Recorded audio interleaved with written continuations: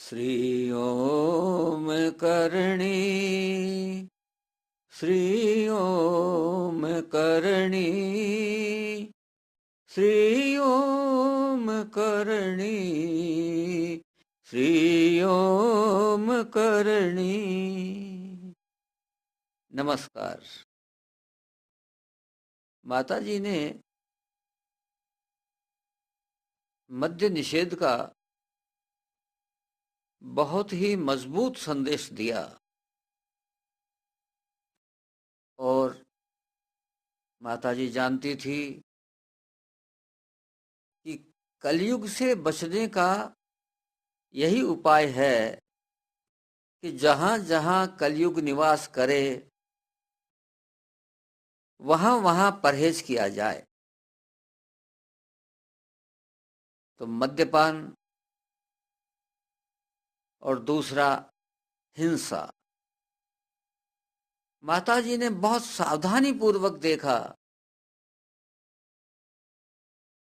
कि यहां बसने वाले लोग हिंसा से दूर रहें।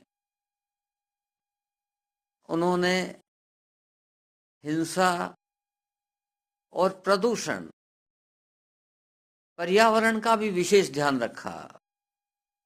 यहां कुम्हार नहीं बसते। माताजी जानती थी कि कुम्हार बसेंगे तो हिंसा होगी, पर्यावरण दूषित होगा, तो कुम्हार नहीं बसते। इसी प्रकार से धोबी भी, यहां धोबी कपड़े धोने का काम नहीं करते। प्रेस करने का काम तो कर लेंगे, कपड़े धोने का काम नहीं करते। माताजी के समय से ही बंद है। ओरण गायों के स्वच्छंद विचरण करने के लिए और चरने के लिए माताजी का रक्षित ओरण है। वहां खेती नहीं हो सकती, बागवानी नहीं हो सकती। कितना मां ने ध्यान रखा, लेकिन फिर भी कुछ हमारे माताजी के भक्त ऐसे हैं जो हिंसा की तरफ ध्यान नहीं देते। उनका हिंसा की तरफ ध्यान नहीं जाता। वो समझते हैं कि मांसाहार करना कोई हिंसा नहीं है, हिंसा तो किसी और ने की होगी। नहीं भाई, आप यदि मांसाहार नहीं करें तो एक जीव की हत्या बच सकती है। माताजी ने इतना ध्यान रखा है कि यहां पर आने वाले व्यक्ति मंदिर में जब आते हैं तो इतनी मिठाई बिखरी रहती है, लेकिन चींटियों का प्रकोप नहीं है, मकोड़ों का प्रकोप नहीं है। मिठाई पर कितनी चींटियां लग जाती हैं, लेकिन यहां पर चींटियों का कोई प्रकोप नहीं है, ताकि आने दर्शन करने वाले भक्तों से पाप न हो। चलते फिरते इस प्रकार से काबे जरूर स्वच्छंद विचरण करते हैं, लेकिन मक्खी और चींटियां यहां पर जैसे मिठाइयों पर होनी चाहिए वैसे नजर नहीं आएंगी। इस संबंध में एक बहुत भ्रांति चलती आ रही है और उस भ्रांति के कारण से कुछ भक्त लोग माताजी को बलि चढ़ाना पसंद करते हैं। यद्यपि माताजी के मंदिर में बलि निषेध है, लेकिन फिर भी नैडी जी के ओरण में वे अपना काम करके और नैडी जी के भेंट चढ़ाते हैं।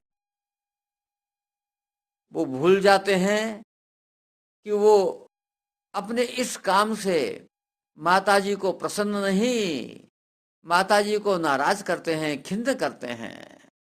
माताजी कभी नहीं चाहती थी कि हिंसा हो। यहां तक भी अब भागवत में भी एक प्रसंग बहुत अच्छा आया है जो आपको बता रहा हूं। महाराज जड़ भरत के तीसरे जन्म की बात है। 4 डाकुओं ने एक भद्रकाली के मंदिर में जाकर के मां से प्रार्थना की कि मां, हम डाका डालने जा रहे हैं, हमको सफलता देना। हम यदि सफल हो गए तो एक नर बलि आपके चढ़ाएंगे, यानी मानव की बलि आपको देंगे।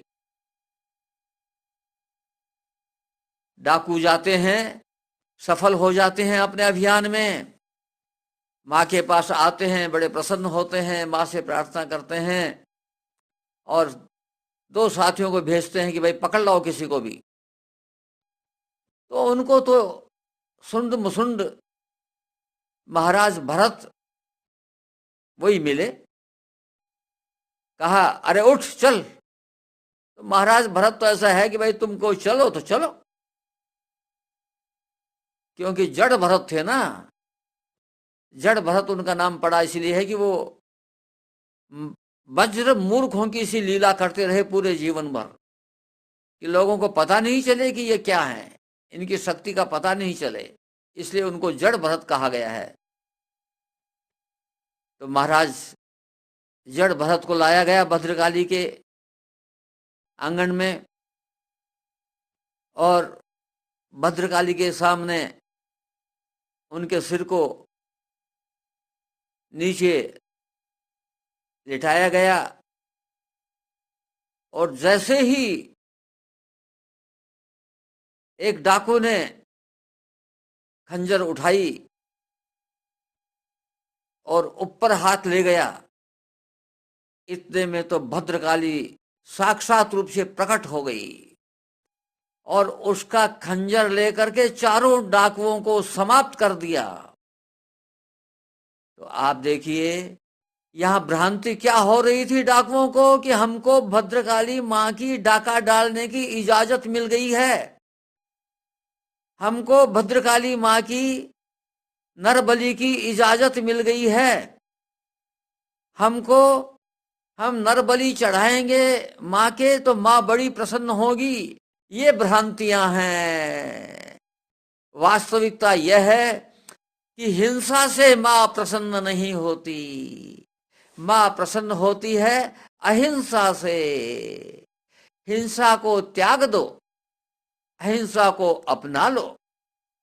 तो यहां यह ध्यान में रखने की बात है, भ्रांति दूर कर लो। और जो ये ऐसा काम नैडी जी के ओरण में प्रांगण में, वहां पर इस प्रांगण में बलि तो नहीं होती लेकिन मां को ऐसा निषिद्ध प्रसाद चढ़ाते हैं, ये ध्यान रहे कि मां ऐसे प्रसाद से प्रसन्न नहीं होती भाई, इससे बचना चाहिए। इतना ही नहीं, मां ने यहां बसने वालों में अद्भुत भाईचारा स्थापित किया। हिंदू, मुस्लिम, जैन सभी संप्रदाय के लोग मां को मानते हैं। मुस्लिम संप्रदाय वाले रथ जगा करते हैं, जात देते हैं। मां सबकी मां है, सृष्टि की मां है, ब्रह्मांड की मां है। उसके लिए कोई संप्रदाय, उसके लिए कोई जाति भेद, किसी प्रकार का कोई भेद नहीं है। भगवान कृष्ण ने गीता में कहा है 12वें अध्याय के 13वें श्लोक में, अद्वेष्टा सर्वभूतानां मैत्रः करुण एव च। माता जी ने इस श्लोक को साक्षात करके दिखाया। अद्वेष्टा, भाई किसी के प्रति द्वेष भाव मत रखो। द्वेष भाव रखना हिंसा है और द्वेष भाव न रखना अहिंसा है। अद्वेष्टा सर्वभूतानां, मैत्र है, मैत्री भाव रखो। हिंदू, मुस्लिम, जैन, ईसाई सब एक हैं, सब मां की संतान हैं। अद्वेष्टा सर्वभूतानां मैत्र करुण एव च, करुण का भाव, दया का भाव रखो। धर्म के 4 चरणों में एक दया ही आती है। तो इस प्रकार से मां ने साक्षात रूप से, जो श्रीमद् भगवत गीता में मां ही कृष्ण रूप थी और मां ने कृष्ण रूप से जो उपदेश दिया उसका खुद ने पालन किया, करके दिखा दिया कि यह संभव है, असंभव नहीं। इसलिए अपने आचरण में इन गुणों को अपनाना है यदि आप माँ के बहुत नजदीक आना चाहते हो तो। आज बस इतना ही। नमस्कार।